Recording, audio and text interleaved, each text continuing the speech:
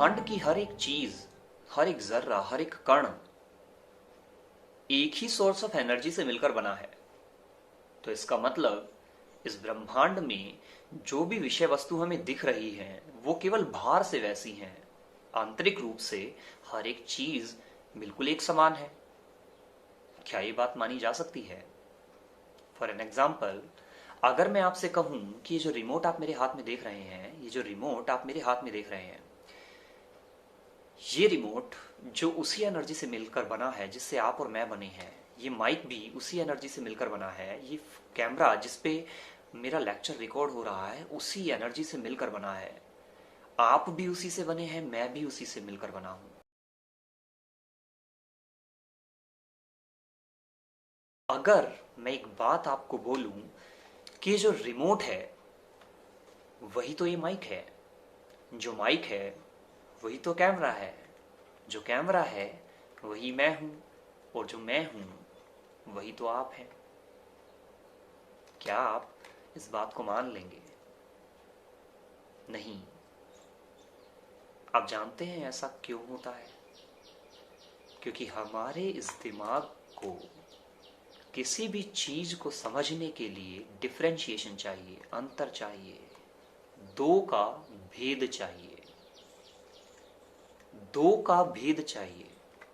इसका मतलब अगर मैं इस दिमाग को इस तरह से समझाऊं कि ये कैमरा है जो रिकॉर्ड करने के काम आता है, ये माइक है जो वॉइस रिकॉर्ड करने के काम आता है, ये रिमोट है जो एसी को ऑपरेट करता है, मैं हूं और आप हैं, मेरा नाम शेखर है और आपका नाम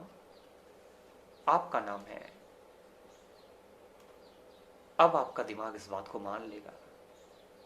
और इसी अवधारणा को कहते हैं द्वैत आश्रम, जहां हर एक चीज को समझने के लिए दो का अंतर चाहिए, द्वैत, दो का अंतर चाहिए।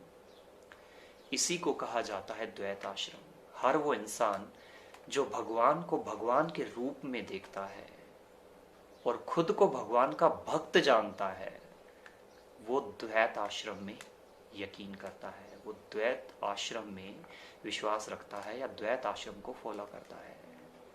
लेकिन जिस दिन भक्त और भगवान का अंतर मिट जाए, तू और मैं का अंतर मिट जाए, जिस दिन हर एक जर्रे में, हर एक कण में भगवान नजर आए, उसको कहा जाता है अद्वैत आश्रम। अद्वैत आश्रम वास्तव में ज्ञान योग है।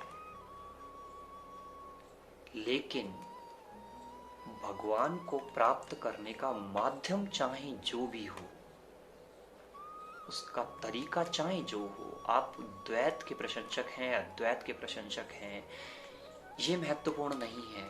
महत्वपूर्ण ये है कि आपका टारगेट क्या है, आपका टारगेट कौन है, अल्टीमेट गोल क्या है आपकी लाइफ का। और जो द्वैत और अद्वैत के डिफरेंस को डिस्कस करता है, जो द्वैत और अद्वैत के अंतर में उलझ जाता है, वो ना तो भक्त हो सकता है, ना ज्ञानी हो सकता है। इसलिए द्वैत और अद्वैत समझने के लिए केवल अलग हैं, पर इन दोनों का पर्याय, इन दोनों का अर्थ, इन दोनों का उद्देश्य हमेशा से एक था, एक है और एक ही रहने वाला है।